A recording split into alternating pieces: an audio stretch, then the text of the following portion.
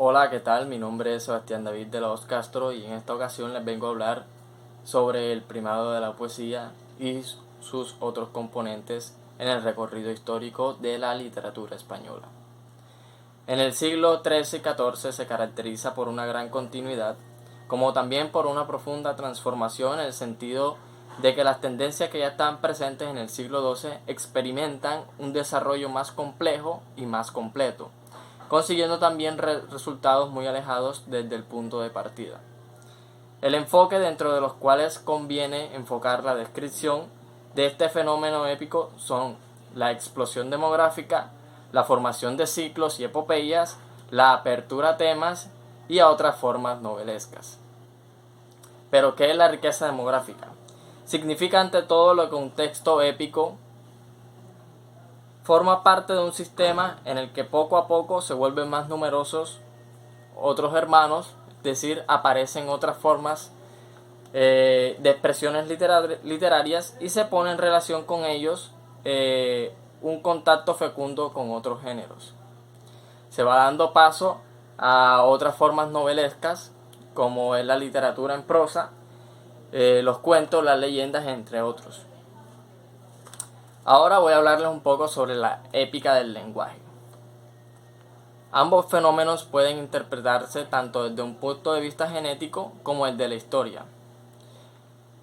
La lengua principalmente proviene del lenguaje oír, es decir, en la lengua hablada antiguamente en la Francia del Norte. Desde un punto de vista genético se observa a menudo que una canción es compuesta pasando por una perspectiva cíclica como introducción o complemento a otras canciones ya existentes, de las cuales toma personajes y situaciones. Por ejemplo, los textos de Herbie Metz, por el contrario, narran la gran gesta del padre Garín, protagonista de la canción de Garín de Lorient. El periodo, que abarca los siglos XIII y XIV, es la edad cíclica, copiladora y enciclopédica por excelencia, y no solo en la épica. Se puede reconocer fácilmente un núcleo cíclico también en el siglo XII, pero ahora el fenómeno se vuelve imponente por el número de canciones involucradas y la complejidad de los mecanismos a la hora de la escritura. Al hablar de gestas épicas, indiscutiblemente hay que hablar de la épica occitana y la castellana. Esta etapa se caracteriza por la presencia corpórea, considerándolas modestas y de difícil datación. La épica occitana y la castellana nos ponen frente a una maraña de tradición restringida, manuscritos tardíos, reelaboraciones tardías, dificultad para establecer las relaciones entre las tradiciones épicas y los textos épicos que poseemos hoy en día. La épica occitana, sin embargo, tiene como factor para rememorar la guerra de Navarra de finales del siglo XIII, que además tiene una dinámica cronística y revitaliza las potencialidades de la épica como discurso. Por otro lado, la épica castellana prospera en las reelaboraciones. El poema de Ferran González es una reelaboración tardía con fines propagandísticos de un texto anterior, pero es ligeramente fagocitada por los textos de las crónicas en prosa del año 1200 y el año 1300. Las justas épicas se fueron expandiendo por toda Europa y a partir de eso también se destaca la épica germánica, que su principal obra o la más importante es el Cantar de los Nibelungos, que es un escrito sobre pergamino al inicio del 200 e inaugura un siglo de extraordinaria riqueza. Los siglos de los Nibelungos, el Kudrún, el siglo atestado de personajes en los cuales se pueden repartir los materiales germánicos, tienen numerosas ramificaciones también en el siglo XIV y, por otro lado, a menudo está en relación con textos y cantos de siglos precedentes. Este cantar tiene muchas representaciones en distintas formas, por eso no hay una especificación exacta de su año y de su procedencia. Ahora pasamos de la épica germánica a la épica franco-veneta ubicada en Italia. La Italia del noreste es permeable desde el siglo XIII a las literaturas transalpinas, en particular a la poesía trovadoresca, hasta el punto que algunos trovadores cuya lengua materna es la italiana escogen la lengua del occitano para sus composiciones. Un ejemplo de ello es Sordello. Desde el siglo XIII tenemos un buen número de textos franceses copiados en Italia, novelas en prosa, textos didácticos, etc. Pero el área de Veneta se especializa en una producción literaria épica en la que no solo los asistimos a una progresiva emancipación de los modelos occitanos, sino también a la creación de una lengua literaria especial llamado la lengua franco-veneta. Ahora hablaremos de la lírica en Europa. La lírica de los trovadores es el primer movimiento poético y cultural de la Europa moderna. Procedente de los cortes meridionales de Francia, pronto se vuelve internacional y se difunde en el norte, hasta Inglaterra, Suiza y Alemania. Al este, hasta las cortes húngaras. Al oeste, en las diversas cortes de la península ibérica y al sur de Italia septentrional. Y luego en la corte siciliana de Federico II de Suravia.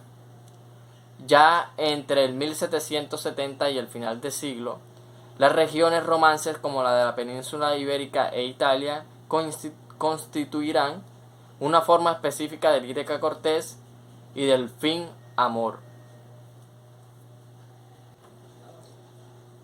Ya hemos hablado de poesía y de lírica, ahora hablaremos sobre la novela.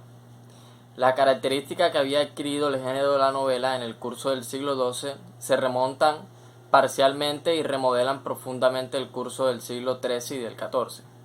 Por una parte, se asiste a la confirmación de protagonistas y aventuras conocidísimas, ampliadas hipertróficamente e insertadas en vastos complejos de organismos narrativos. En los siglos XIII y XIV, el género de la novela fijado en el siglo XII adquiere poco a poco diversas acepciones que luego conducirán hasta el Renacimiento, y más allá de este. En el marco de la dialéctica de fondo que combina constantemente lo conocido con lo nuevo, los rasgos principales de tal mutación pueden resumirse de la siguiente manera. 1. Paralelamente a lo que se conoce del género épico con la diferenciación de ciclos de chansons, se asiste a la construcción de vastos organismos narrativos en prosa. Segundo, surge y se acredita una corriente que consigue para el género de la novela la atención que se presta a hechos y aventuras actuales o históricamente documentados. Y tercero, con el triunfo del modelo universitario del aristotelismo y con las exigencias de un nuevo público, la novela aspira cada vez más a la totalidad. Ahora hablaremos sobre el ejemplo y la novela corta. La naturaleza ejemplar y pedagógica de estos cuentos orientales de procedencia árabe e hindú se incorporarán al filón occidental en paralelo de las colecciones del ejemplo de los siglos XII, XIII y XIV. La facilitación de los cuentos de origen oriental creará una afinidad entre las dos civilizaciones, que llevará a la elaboración junto a otras formas narrativas romances como el cuento, la fábula y la leyenda. Los máximos precursores de estos géneros fueron Giovanni Boccaccio en Italia y Geoffrey Chaucer en Inglaterra. El teatro. El teatro religioso y el teatro popular en Europa. Un drama sagrado como el Ludus de Anticristo, en su afán de producir efectos espectaculares, termina saliéndose de la iglesia y convirtiendo el atrio en escenario, en estrecho contacto con el público de ambientación y del movimiento de actores.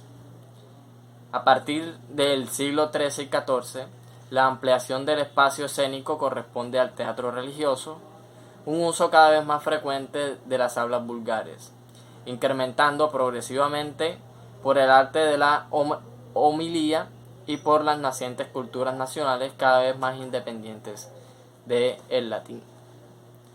A partir de esto surgen otras manifestaciones de teatro, como el profano, que tiene la intención de poner en escena para la diversión del público popular un jocoso mundo de burgueses. Luego de esto aparecen otros como la farsa y la sátira, para después dar paso a otras como la tragedia, que recupera en esencia lo que es o lo que era la tragedia griega y empieza a ponerse en práctica en el resto de Europa con el fin de entretener al público.